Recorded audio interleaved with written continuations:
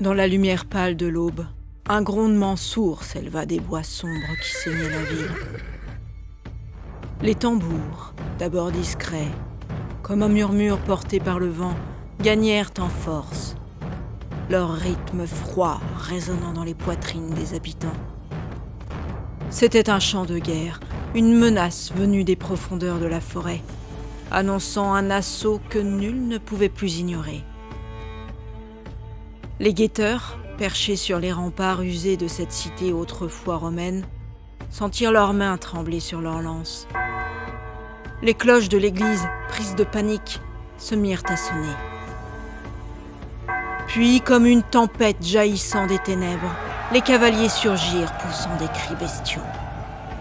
Leurs silhouettes, drapées de peaux et de fer, déchirèrent le voile brumeux qui couvrait les bois.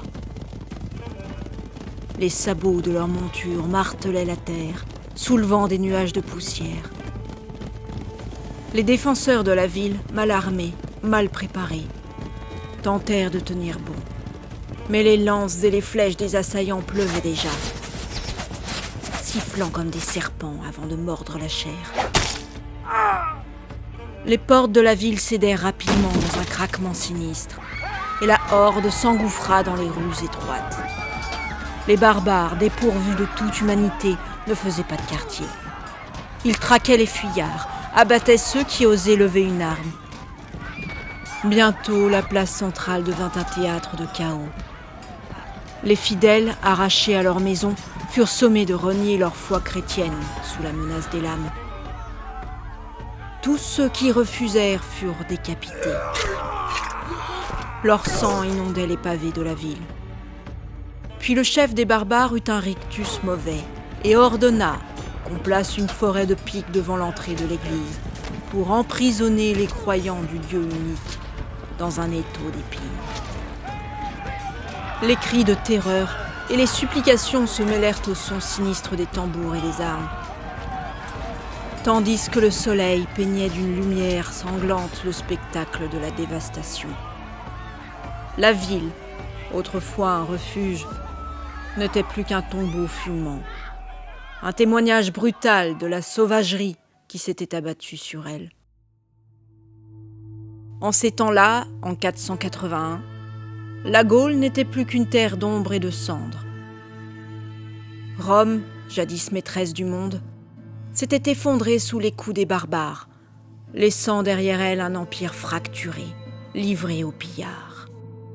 Les aqueducs se taisaient, les routes s'effaçaient sous les herbes folles, et les dernières cités fortifiées, vestiges d'une gloire passée, tremblaient sous les assauts incessants des hordes venues du sud-ouest ou d'au-delà du Rhin.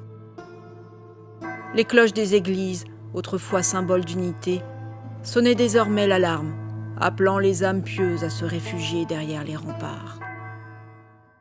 Plus au nord, là où la Scarpe paraisse avant de se jeter dans l'Escaut, Tournai pleurait son roi. Childéric Ier venait d'être lâchement assassiné lors d'une chasse. L'air pesait lourd, saturé d'humidité et d'une odeur de fer. Les Francaliens se rassemblèrent autour de la demeure de leur roi. Des chants mélancoliques s'élevèrent. À l'intérieur de la demeure, sa jeune épouse, Basine, lavait le corps du défunt avec soin. Elle ne le pleurait pas. Elle avait vu sa mort parmi ses multiples visions. Ensuite, on lui enfila une tunique écarlate surmontée d'une cape somptueuse où dansaient 300 abeilles d'or. La spata reposait contre sa cuisse, son pommeau terni luisant faiblement.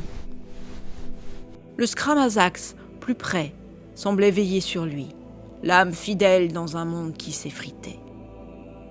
À son doigt, la bague, Childerici Regis, pesait comme un caillou, un bout de Rome agonisante qui l'emportait dans la terre.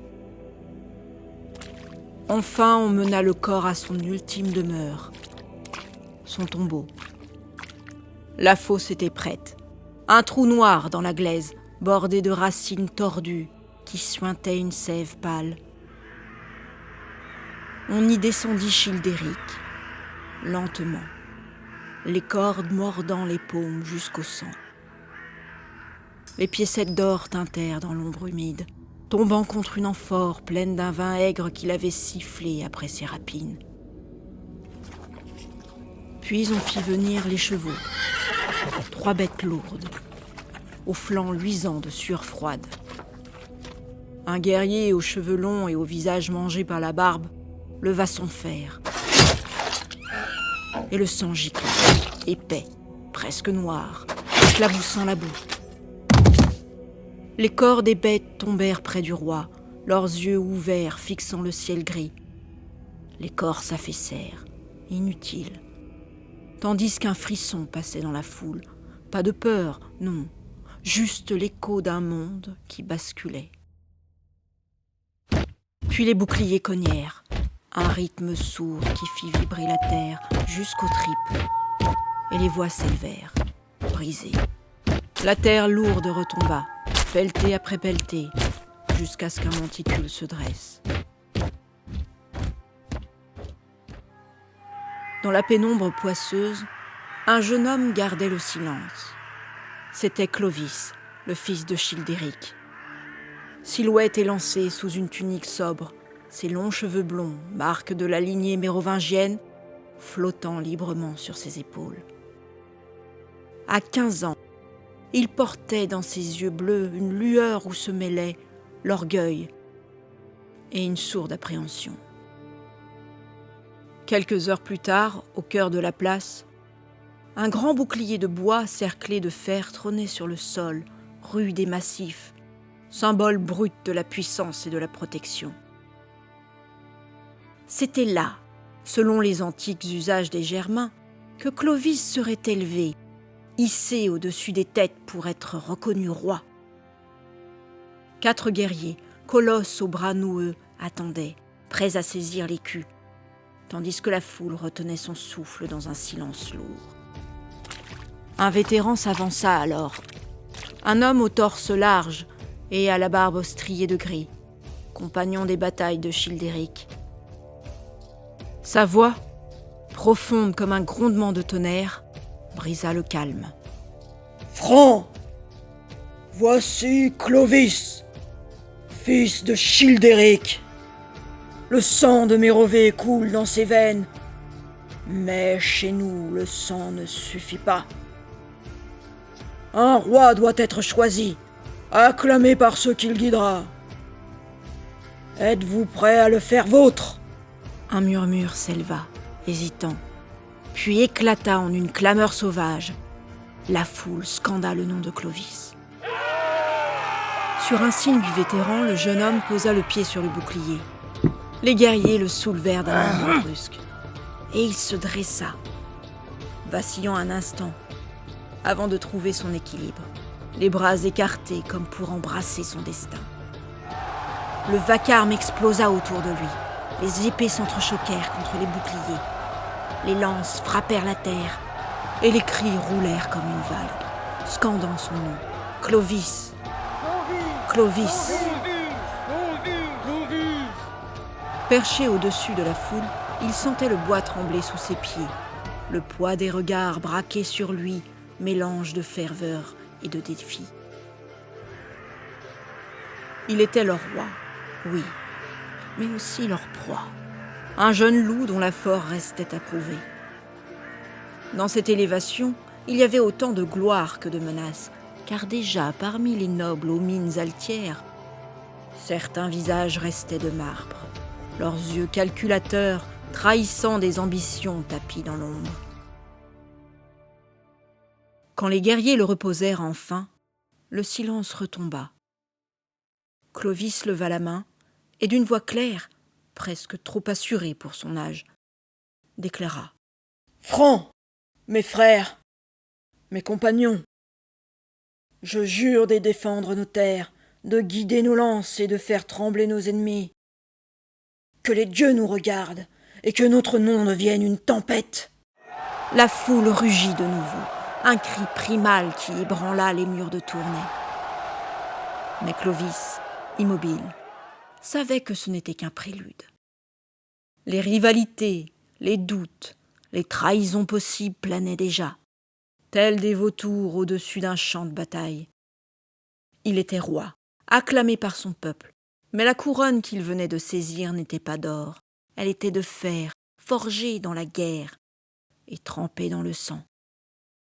Les premières années du règne de Clovis furent un apprentissage brutal, un balai d'ombre et de fer dans les forêts humides du nord de la Gaule. Tournai, avec ses murailles romaines effritées et ses ruelles boueuses, devint le creuset de son ambition.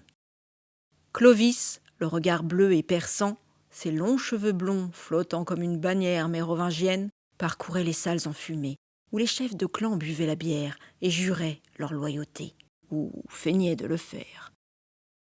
Il savait que la fidélité des Francs était une flamme vacillante, prête à s'éteindre au moindre vent de défiance.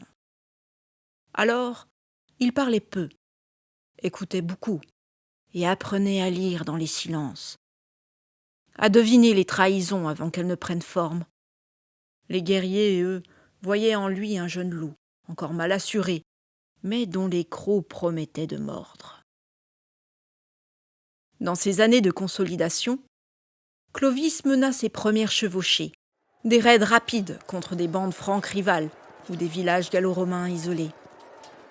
Il frappait comme l'éclair, pillant pour enrichir ses coffres, capturant des esclaves pour affermir son pouvoir, et surtout, testant la trempe de ses hommes. Chaque victoire, même modeste, était une pierre ajoutée à l'édifice de sa légende. Les bardes autour des feux commençaient à murmurer son nom avec un respect teinté de crainte. Mais Clovis savait que ces petites escarmouches n'étaient qu'un prélude. Au sud, un adversaire bien plus redoutable attendait. Syagrius, le dernier des Romains, qui se faisait appeler roi des Romains, dans son enclave de Soissons, bien que Rome elle-même ne fût plus qu'un souvenir. Soissons, avec ses remparts et ses champs fertiles, était une proie trop belle pour être ignorée.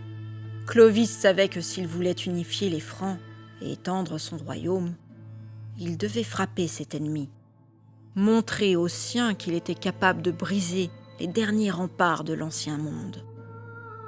Il passa des mois à tisser des alliances, à rallier sous sa bannière d'autres chefs francs, comme Ragnacaire de Cambrai, un homme à la loyauté douteuse, mais à l'armée nombreuse.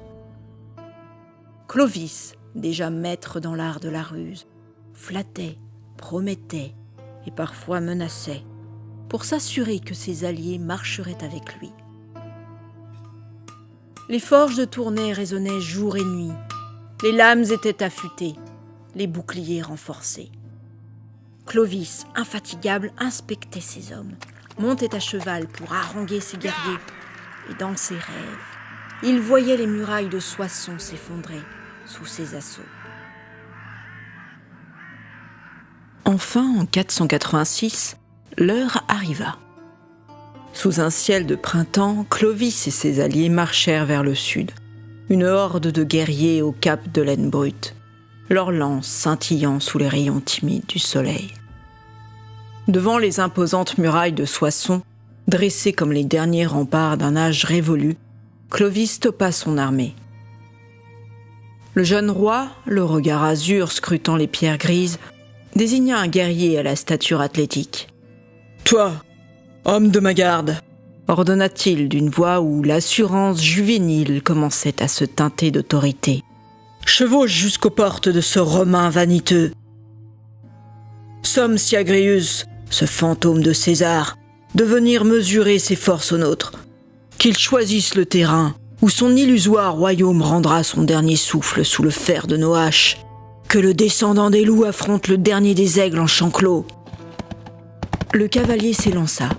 Un silence tendu s'abattit sur l'armée franque. Une mer de casques et de pointes vibrant d'une attente fébrile. Des heures s'étirèrent, lourdes de la menace imminente, jusqu'à ce que le messager revienne, porteur de la réponse, hautaine du Romain. Syagrius acceptait le combat, l'orgueil blessé mais la confiance en ses légions encore intacte. Le lieu du choc serait la plaine ondulante, s'étendant aux abords de la ville. Le lendemain, jour de la bataille, les deux armées se firent face. Un silence de mort régnait. Lorsque le signal retentit, ce fut un déferlement de violence. les cris de guerre des Francs se mêlèrent aux ordres rauques des officiers romains. Les lances s'entrechoquèrent avec un bruit sec. Les épées s'abattirent dans des arcs sanglants et le sol commença à se gorger d'une liqueur vermeille. Clovis, au premier rang, se battait avec une ferveur farouche, sa hache tranchant l'air comme la foudre. Sa présence, sa fureur et ses cris galvanisaient ses guerriers. Le sort de la bataille hésita longtemps, chaque camp cédant du terrain avant de le reprendre dans un effort désespéré. Mais la fougue brute des Francs, leur soif de conquête et la détermination de leur jeune roi finirent par user les rangs ennemis. Lentement, la cohésion romaine commença à se fissurer. Des brèches apparurent que les guerriers francs s'empressèrent d'élargir, semant la confusion et la panique. Syagrius, du haut d'une petite colline, vit avec une rage impuissante ses cohortes ployer, puis rompre sous la pression barbare. La vision de ces soldats fuyant, leurs armures brillantes souillées de poussière et de sang, lui glaça le cœur. Comprenant que tout était perdu, il tourne à bride, abandonnant le champ de bataille et sa ville pour fuir en toute hâte vers le sud. Clovis, couvert du sang de l'ennemi, planta son épée dans le sol et rugit sa victoire. Autour de lui, ses guerriers crièrent à leur tour. Puis ils achevèrent les fuyards, pillant les corps, arrachant les anneaux d'or et les flibules des morts. Soissons, désormais sans défense, s'ouvrit à eux comme une proie offerte. Les portes cédèrent sous les coups, et la horde s'engouffra dans la cité, pillant les riches demeures gallo-romaines, profanant les églises. Cependant, Clovis n'en avait pas fini avec Syagrius. Le roi des Romains, dans sa fuite éperdue, avait trouvé refuge auprès d'Alaric II, à Toulouse. Mais Clovis, inflexible, n'entendait pas laisser son ennemi lui échapper. Il convoqua alors ses messagers. « Allez à Toulouse, trouvez Alaric et dites-lui de me livrer Syagrius, ou je marcherai sur ces terres avec toute la fureur des Francs. Qu'il choisisse entre la paix et la guerre, mais qu'il sache que je ne pardonne pas ceux qui abritent mes ennemis. » Les hommes partirent et leur message fut entendu. Alaric, craignant de s'exposer à la colère des Francs, car la crainte, dit-on, est habituelle aux Goths, céda sans combattre. Il livra Syagrius aux envoyés de Clovis, préférant la honte à la guerre. Lorsque les messagers revinrent avec leurs prisonniers, Syagrius, jadis fier héritier de Rome, n'était plus qu'un captif, un spectre d'un passé révolu. Clovis, le regardant s'agenouiller devant lui, parla d'une voix glaciale où perçait une satisfaction cruelle. « Syagrius, toi qui te disais roi des Romains, où donc est ton empire maintenant ? Ton nom s'éteint ici, et le mien commence. » Puis il fit mettre Syagrius sous bonne garde. Clovis, désormais maître du royaume de Soissons, prit possession des terres de son ennemi. Mais il ne laissa pas Syagrius vivre pour devenir un symbole de résistance. En secret, loin des regards, il ordonna qu'on le tue. Mais la victoire de Clovis ne se limita pas à la capture de Soissons. Ses guerriers, fils de Wotan, poursuivirent leur pillage et s'abattirent sur un grand nombre de cités et d'églises, leurs mains avides s'emparant des ornements du saint ministère. Parmi ces trésors, des soldats avaient enlevé d'une église un vase d'une grandeur et d'une beauté merveilleuse. Un calice orné de pierres qui scintillait comme des étoiles tombées du ciel. Pour les Francs, c'était un butin parmi d'autres, mais pour l'évêque de cette église, ce fut un sacrilège insupportable. Le prélat, dont le nom s'est perdu dans les brumes de l'histoire, dépêcha des messagers auprès de Clovis, espérant fléchir le cœur de ce roi païen. Les envoyés, tremblants mais résolus, se présentèrent devant le jeune roi, encore couvert de la poussière de la bataille, ses longs cheveux blonds maculés du sang séché. L'un d'eux, un clerc au visage émacié, s'inclina profondément et parla d'une voix empreinte de respect. « Ô roi des Francs, notre seigneur l'évêque te supplie humblement. Si ton armée ne peut rendre tous les vases sacrés qu'elle a pris, qu'au moins ce calice, si précieux à notre Église, nous soit restitué. C'est un symbole de notre foi, un lien avec le divin. Et sa perte nous brise le cœur. » Clovis, assis sur un siège de bois brut, son épée posée en travers des genoux, écouta sans ciller. Il était encore un païen, un adorateur des anciens dieux, et les prières des chrétiens lui semblaient aussi étrangères que le chant d'un oiseau inconnu. Pourtant, il savait que les Gallo-Romains, désormais ses sujets, vénéraient ce Dieu unique, et qu'un geste de clémence pourrait asseoir son pouvoir sur ces terres conquises. Il fixa le messager de ses yeux bleus, durs comme le fer, et répondit d'une voix calme mais ferme. « Suis-moi jusqu'à Soissons, car c'est là que nous partagerons le butin. Si le sort me donne ce vase, je ferai ce que désire ton pontife. Mais chez les Francs, le butin est sacré. Et je ne puis promettre davantage. » Les messagers s'inclinèrent, reconnaissants pour cette demi-promesse, et suivirent l'armée franque qui s'en retournait à Soissons, la cité fraîchement conquise. Là, au centre du champ de Mars, on réunit tout le butin, un amas scintillant d'or, d'argent, de bijoux et d'objets sacrés, pillés sans distinction. Les guerriers, visages burinés par la guerre, entouraient le trésor, leurs yeux brillants d'avidité, tandis que Clovis, droit comme un chêne, dominait l'assemblée. Il leva la main pour imposer le silence, puis désigna le vase posé au milieu du butin, et parla d'une voix qui portait jusqu'au dernier rang. « Braves guerriers, vous qui avez versé votre sang pour cette victoire, je vous prie de bien vouloir m'accorder, outre ma part, le vase que voici. Il ne s'agit pas de richesse, mais d'un serment que j'ai fait. Qui parmi vous s'y opposera ?» Un murmure parcourut la foule, et les plus sensés, ces chefs de guerre qui connaissaient la valeur de la loyauté, s'avancèrent pour répondre. L'un d'eux s'inclina légèrement et déclara : « Glorieux roi, tout ce qui est ici est à toi, et nous-mêmes sommes soumis à ton pouvoir. Fais donc ce qui te plaît, car personne n'est assez fort pour te résister. Ce vase est tien, comme tout le reste. » Ces mots, pleins de déférence, auraient dû sceller l'affaire. Mais dans cette foule de guerriers, où l'orgueil valait plus que l'or, un homme s'avança. Un guerrier présomptueux, jaloux et emporté, dont le regard brûlait de défi. Il était grand, les épaules larges, et ses cheveux longs étaient noués en une tresse serrée. Sans un mot, il leva sa francisque et, sous les yeux stupéfaits de l'assemblée, frappa le vase d'un coup retentissant.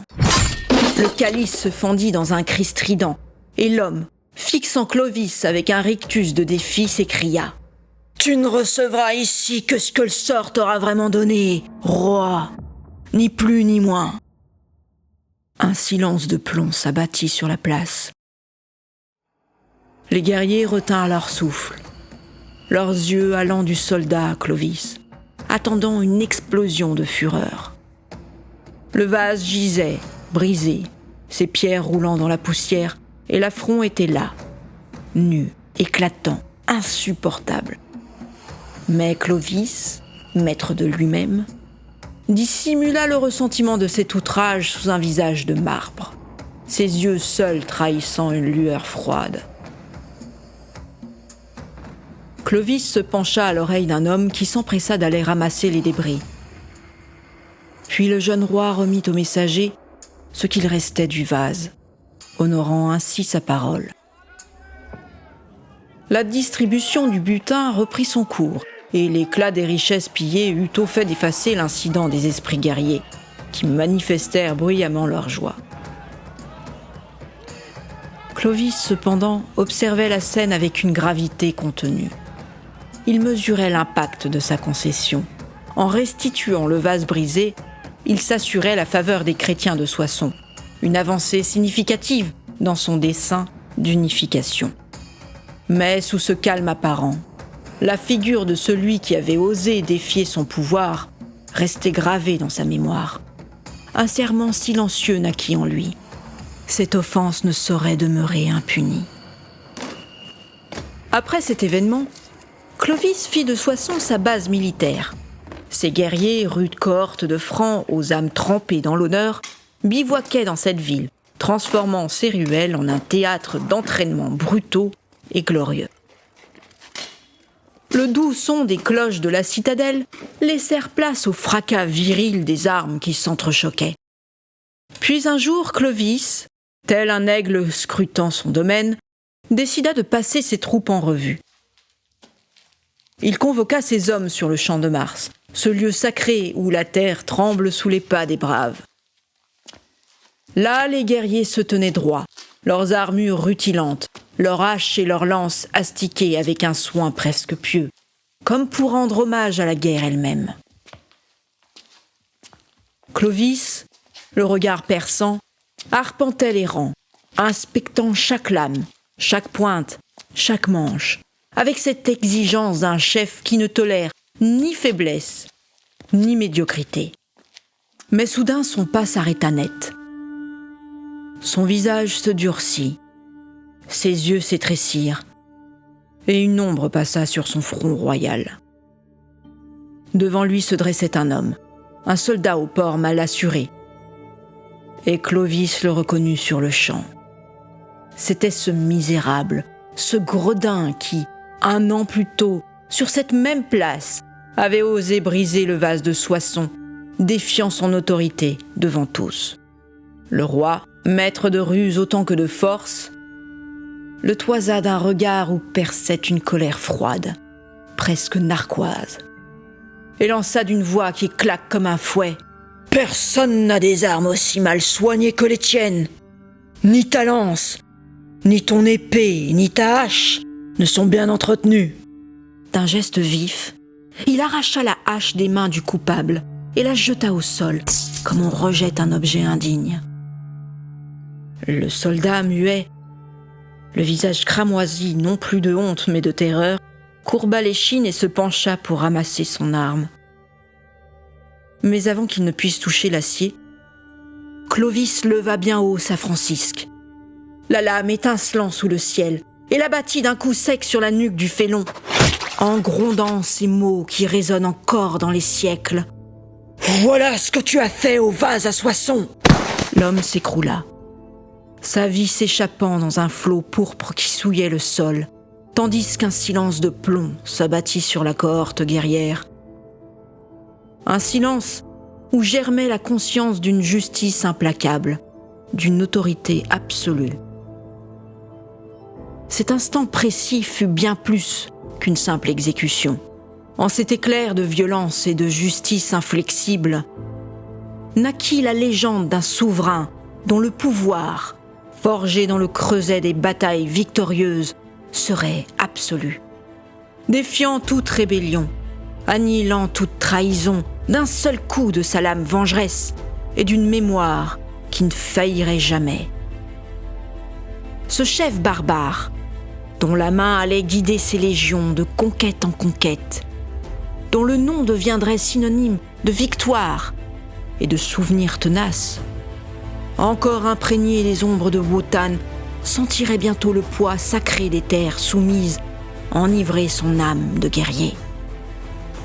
Son chemin croisera par la suite celui d'une princesse au cœur pur, Clotilde, dont la foi ardente serait la braise d'une transformation spirituelle profonde. Abandonnant ses pratiques barbares, Clovis embrassera la force et la fierté de cette terre conquise et en deviendra le premier souverain.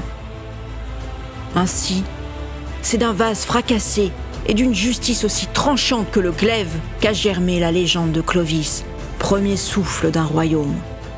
Des cendres de l'empire gallo-romain s'élèveraient, portées par la main d'un roi et le souffle d'une foi nouvelle, une terre fertile où l'art, les armes et les lois trouveraient leur terreau, la France.